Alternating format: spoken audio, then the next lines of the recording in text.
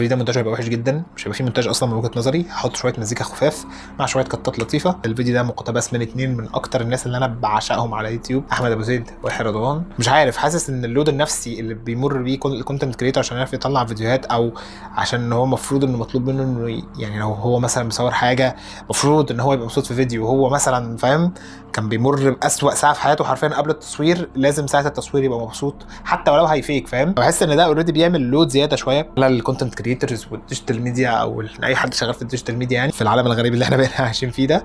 فبحس ان يعني عادي، انا برضو مش بقطع الدنيا قوي هنا، وهنتكلم شويه في الموضوع ده بالتفصيل شويه يعني في الفيديو ده. اللي اقصد اقوله ان ما فيش مشكله او ما فيش مانع ان الشخص يطلع يفضفض شويه عن اللي هو حاسس بيه او عن الحاجه اللي مضايقاه. جايز لما اعمل كده برودكتيفيتي تتعدل والشانل تقوم وتشد حيلها، جايز بعد ما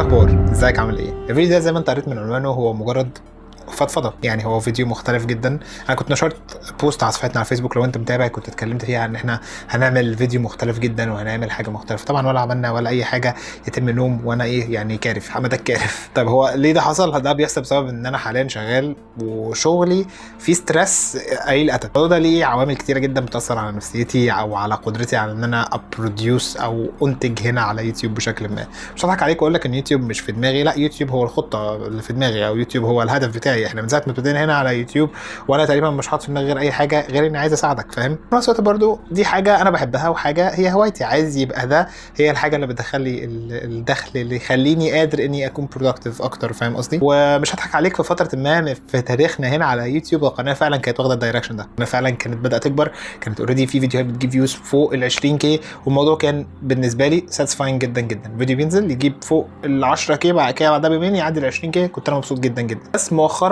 الموضوع ما بقاش موجود خالص، الفيديوهات اللي بتعدي اصلا قلت، الفيديوهات اللي بتجيب فيوز اصلا مرضيه بالنسبه لي قلت. حتى انا مش عارف اصلا، انا حاسس ان استثماري في يوتيوب ما بقاش استثمار، بقى بتضييع فلوس او بقى تضييع مجهود، فاهم قصدي؟ لانه كمان مؤخرا بسبب سحلتي في شغلي انا عينت اديتور، في اديتور معايا هنا بيساعدني في الوقت اللي بيبقى فيه زنقه كبيره قوي وانا لازم انزل فيديوهات، فجبت اديتور يساعدني في الاديتنج بتاع الفيديوهات. فمؤخرا الفيديوهات اللي بقت بتطلع لك على يوتيوب وما بتجيبش فيوز كان مدفوع فيها فلوس، انت فاهم قصدي؟ فالموضوع مش منطقي ابدا ان انا ادفع فلوس برضه في حاجه ما بتجيبش، فاهم؟ ما هو ما فيش حاجه اصلا جايه من يوتيوب، ليه اوريدي اصلا ادفع فلوس فيه وهو ما بيجيبش حاجه، فاهمني؟ الموضوع ده كان صعب عليا قوي بصراحه، وكان مخلي نفسيتي مش الطف حاجه الفتره اللي فاتت، وخصوصا ان انت حاسس ان انت بعيد عن حلمك وحاسس ان انت مسؤول في شغلانه من 9 ل 5، بتخلص شغلك بتروح تتقتل تصحى تعيد نفس الروتين كل يوم، ودي اكتر حاجه انا بكرهها. اللي كان عارفني كويس ساعه الكليه هيبقى عارف ان انا اختياري شغلانه ثابته او اختيار شغلانه من 9 ل 5 زي ما بيقولوا كده، ده كان الورست كيس سيناريو بالنسبه لي. يعني انا كمحمد كنت حاطط في دماغي ان انا هكمل از فريلانس فيديو اديتور مع يوتيوب يبتدي يشد حلو شويه، يبتدي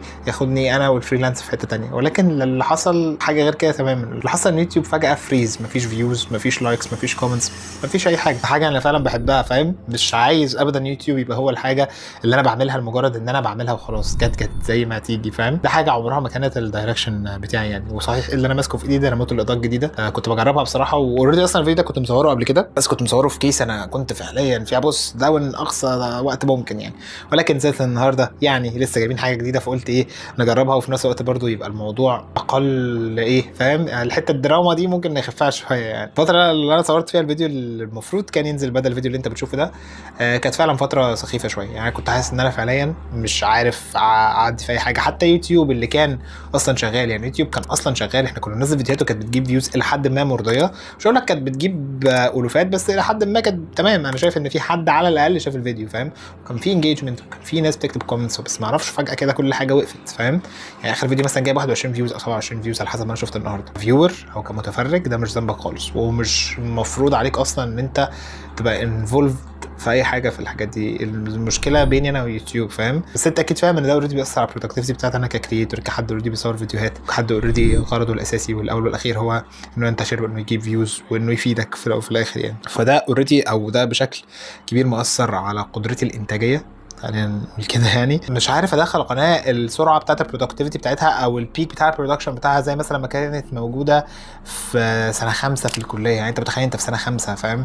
اهم سنه في سنوات حياتك في الكليه، السنه انت المفروض تذاكر فيها وفي نفس الوقت برضو كنت ببروديوس فيديوهات، او بصراحه بمنتهى الامانه بنتكلم بصراحه كنت بعرف اعمل برودكشن لفيديوز بشكل افضل والطف بكتير من اللي انا فيه ده. اللي انا فيه ده بصراحه صعب، واللي انا فيه ده وحش، واللي انا فيه ده ما ينفعش يحصل خالص تاني. لو انا حاطط في دماغي يوتيوب او انا عايز يوتيوب يبقى حاجه، ما ينفعش اعمل كده تاني. انا فاهم ده والله، بس الفكره مش فيا يعني. الفكره مش في ان انا كمحمد مثلا ما بصورش عشان مكسل، او مش في ان انا كمحمد برجع من الشغل الساعه 7 8 خلصان يا دوبك اتغدى او اتعشى بقى وانام. لا، الموضوع مش كده خالص. الموضوع انا كمحمد ما عنديش مشكله اني اسهر واطبق واروح الشغل مطبق حتى على فيديو، دي بتحصل. ما هو انا فريلانسر برضو، في فيديوهات بتجيلي بعمل عليها كده عادي، مفيش مشكله. عندي مثلا فيديو لو خلصته هيديني 10 قروش، فاهم؟ هو فيديو بتاع يوتيوب لو خلصته مش هيجيب حاجه، فاهم؟ مفيش منطق ان انا اسيب الفيديو ب 10 قروش واركز مع فيديو يوتيوب اللي من الاخر مش هيجيب حاجه، فاهم قصدي؟ انا مش عارف تفهمني ولا لا، بس الموضوع معقد قوي يعني. الموضوع بالظبط بمنتهى البساطه يعني انك انت مسحول في حاجه انت كانت بتجيب وانت اصلا عايزها تجيب، وهي اساسا كانت الى حد ما محطوطه على اول اللاين يعني. فاكرين حتى كان في فتره كده في الفيديوهات كنا عاملين نصيحه ان احنا بقالنا مش عارف 1700 ساعه ونوصل ل 4000 ساعه مشاهده. فاكر الايرا دي او الفتره دي القناه فيها كانت شغاله كويس جدا، والقناه كانت بتجيب فيوز محترمه الى حد ما، فاهم؟ لو جيت بصيت اخر فيديو بقول لك جايب 27 فيوز، لو جيت بصيت الساعات بتقل. لو دخلت على يوتيوب ستوديو عندي هتلاقي كل حاجه لونها احمر، انت بتغرق يا معلم، فاهم؟ وده عمري ما وصلت للبرفورمانس ده ابدا طول حياتي من ساعه ما ابتديت يوتيوب. الفتره اللي هي اصلا قبل ما نتوقف التوقف الجميل ده، الشانل كانت الى حد ما بتبرفورم كويس يعني. انت عندك كان في فيوز كتيره بتيجي كويسه، كان في ناس اصلا بتيجي تخش تسال ونتكلم وبتاع. حاليا مفيش، صحراء يا معلم، فاهم؟ الموضوع بجد مستفز جدا، فاهم؟ يعني انا زي ما بقول لك، انا ما عنديش مشكله ان انا كمحمد اطبق على فيديوهين ثلاثه. حصلت على فكره كذا مره، فاكر حاجات معينه يعني. مثلا في الفيديو ده كنت مطبق عليه، والفيديو ده برده كنت مطبق عليه. الفيديو ده كنت مطبق يومين عليه، الفيديو بتاع السماعه ده انا مطبق يومين عليه، فخد مني 24 ساعه مونتاج. انا فاكر الفيديو ده بالذات يعني. عايز بقى اكلمك انت بقى كفيور او كحد كان بيتفرج على فيديوهاتي الفتره اللي فاتت، عشان احسس نفسي ان انا موجود او ان يوتيوب ما بيموتش يعني. كنت بفر شويه في الكومنتس اللي نازله، خصوصا كمان يوتيوب ما بيجيبليش نوتيفيكيشن لما انت بتكتب نيو كومنت او انت بتكتب ريبلاي جديد. فيعني غالبا الموضوع بقى مستفز يعني. والله مش بتجاهلك او مش بكبر دماغي، بس انا فعلا ما بعرفش، بضطر ان انا اخش على يوتيوب ستوديو وافلتر ان الريبلايز الجديده او الكومنتس الجديده فيظهر لي الكومنت بتاعك عشان ادخل في الكاركتر اللي انا هدخل فيها دلوقتي دي. انا فريت في كومنتس كتيره بصراحه. يمكن اصلا خلاني اعمل الفيديو ده اني فريت في الكومنتس، وشفت قد ايه فعلا كان في ناس بتستفيد مني، وقد ايه فعلا كان في ناس بتحبني وبتحب الكونتنت اللي انا بعمله. على الرغم من كل ان الفيوز ممكن تقول عكس كده، او ممكن تقول ان انت بتمشوا في نص الفيديو او ان الفيديو ما بيعجبكوش او ايا كان، الا ان لما فتحت الكومنتس الفتره اللي فاتت لقيت ان لا، كان في ناس كتيره بتحبني، وكان في ناس كتيره بتتابعني، وكان في ناس كتيره تحب تتفرج على الفيديوز بتاعتي. وكان في حد بيقول لي، كان في حتى في الفيديو ده بتاع الاونر اكس 8 بي كان في ناس كتيره اشترت الموبايل بعد ما انا اوريدي عملت الفيديو. هم حتى كانوا كاتبين كده في الكومنتس، بتقدروا تروحوا تتاكدوا بنفسكم. كان في ناس كتيره في الفيديو بتاع السماعه ده بالذات. الفيديو ده في ناس كتيره بتتكلم فيه يعني، وبتشكرني فيه وبتسالني كمان. بحاول ارد على قد ما بقدر. لو مش عارف اقول انا ما عنديش فكره، تقدر تروح وتسال التاجر او تسال الشخص انت بتتعامل معاه يعني. يوتيوب كان حاجه جميله في حياتي. يوتيوب كان حاجه الفتره اللي فيها كان يوتيوب جايب همه، او يوتيوب كان على الاقل بيجيب فيوز لحد ما كويسه تحسسك ان في بكره في يوتيوب. دي كانت فتره لذيذه يعني. حاليا الوضع مختلف خالص، الوضع غريب جدا في يوتيوب. انا مش عارف في ايه بصراحه، بس الفيديوهات مش جايبه همها، دي كلمه قليله، فاهم؟ انا ممكن ادفع فلوس في فيديو ينزل الفيديو يلاقيه جايب فاهم 21 فيوز 22 فيوز، ده اخرك يعني. فده حاجه تقرف، او ده حاجه يعني فاهم توجع يعني حرفيا يعني. انت بتحاول تستثمر في الاول وفي الاخر. يوتيوب بالنسبه لك ده بتحاول تستثمر يعني. انا واخد يوتيوب بالنسبه لي هو حاجه بعملها لغايه ما يبقى جايب همه، فابتدي بقى اسيب الشغلانه بقى بتاعتي، وابتدي اسيب الدنيا بتاعتي، وابتدي اركز معايا. بس حوار ان مفيش بكره ده مستفز.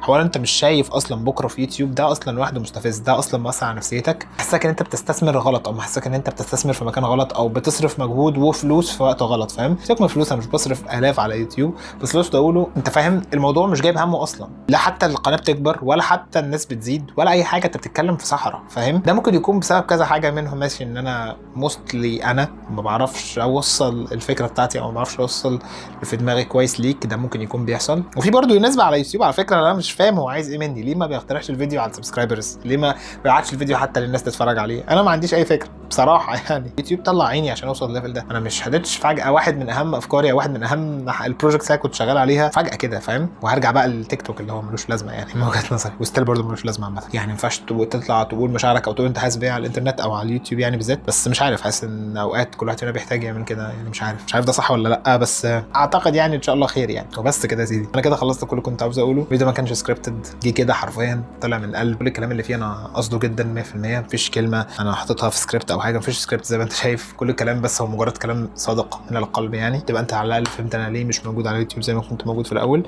وتحاول تقدر برضو او تعذرني ان انا راجل دلوقتي بقيت بحاول استثمر في يوتيوب، بحاول وهو مش راضي فاهم.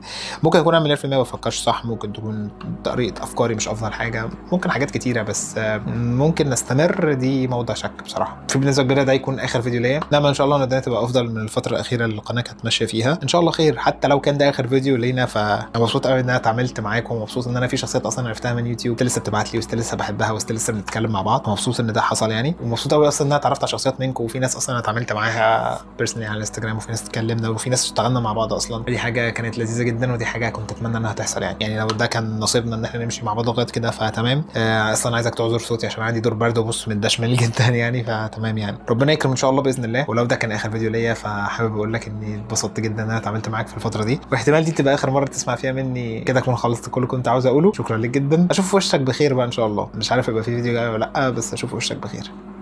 سلام.